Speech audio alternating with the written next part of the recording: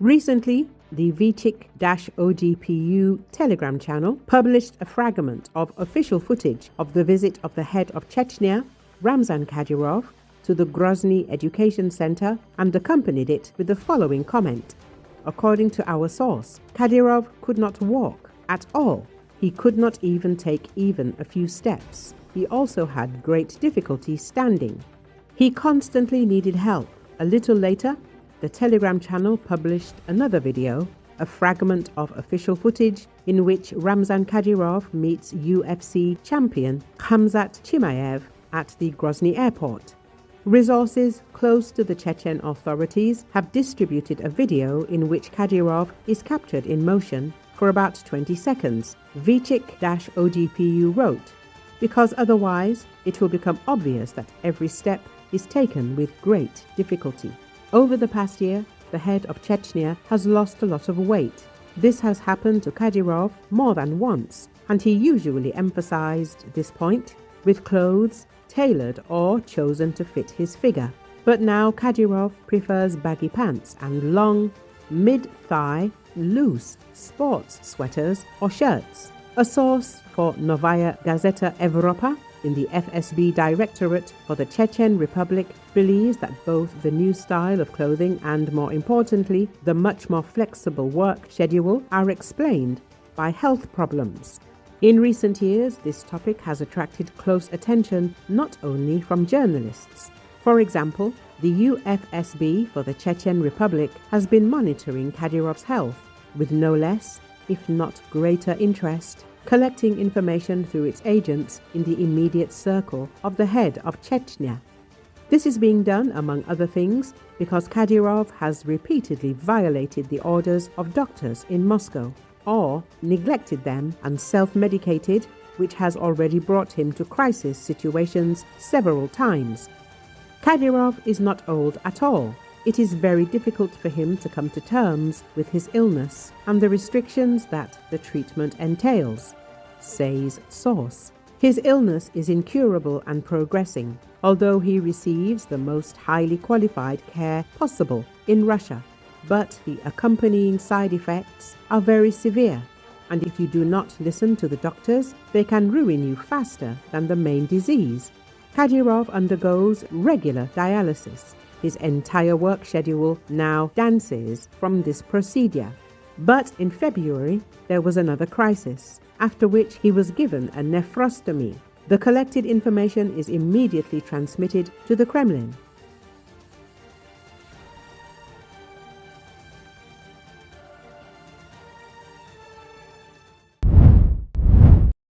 Ukraine's Volodymyr Zelensky called on Wednesday for stronger reaction from Europe following the incursion of Russian drones into Polish airspace. According to Associated Press, multiple Russian drones crossed into Poland in what European officials described Wednesday as a deliberate provocation, causing NATO to send fighter jets to shoot them down. Zelensky called on leaders to engage in further action against Russia, stressing that there is a lot of international work to do. The Russians are testing the limits of what is possible.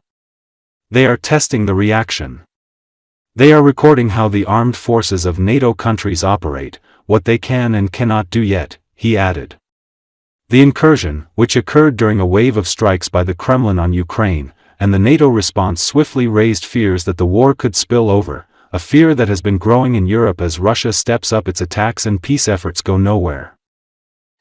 Від першої години ночі наші військові фіксували рух російських дронів у напрямку кордону з Польщею. Цей рух не випадковість чи помилка, а цілеспрямований рух.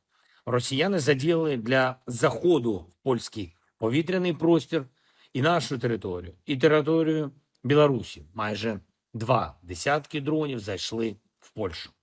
І з боку України вони завели, схоже, менше половини від загального числа. Прорахована російська активність. І ми бачимо, яка ситуація у підсумку, як складно було з цим впоратись. Україна запропонувала Польщі необхідну допомогу із протидії. Ніхто не може гарантувати, що не буде сотень, якщо вже є десятки дронів. Тільки спільні європейські сили можуть дати захист.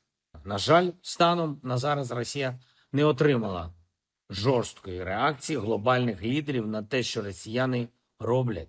Реакції саме діями. Заяв більш ніж достатньо, а от дій поки дефіцит.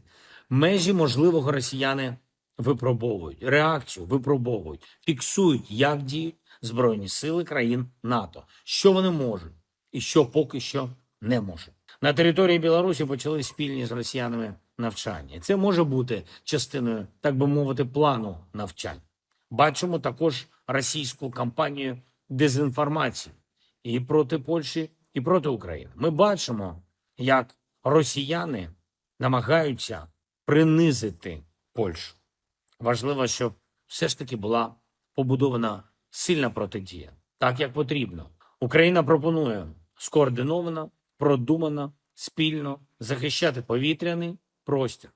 Ми представили партнерам, як це зробити. Деталі зрозумілі, як не дати розширюватись війні і як зупинити російські кроки на ескалацію.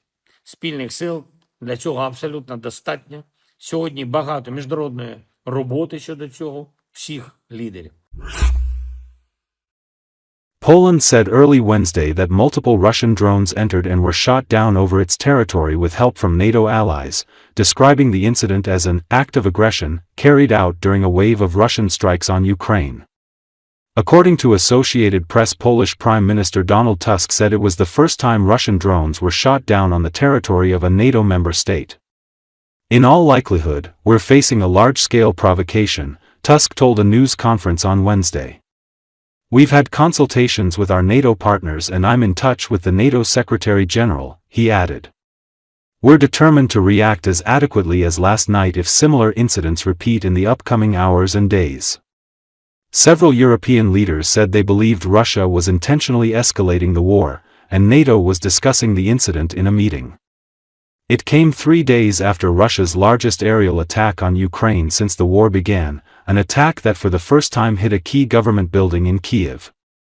Polish Defense Minister Władysław Kosiniak-Kamysz wrote on X that more than 10 objects crossed into Polish airspace, but he did not specify an exact number. He thanked NATO Air Command and the Royal Netherlands Air and Space Force for supporting the action with F-35 fighter jets. Polish airspace has been violated multiple times since Russia's full-scale invasion of Ukraine in 2022, but there has been nothing on this scale either in Poland or in any other Western nation along the eastern flank of NATO and the European Union.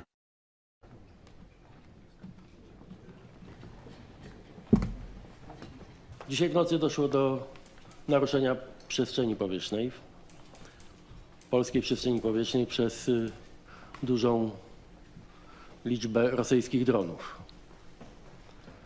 Te drony, które stanowiły bezpośrednie zagrożenie, zostały zestrzelone.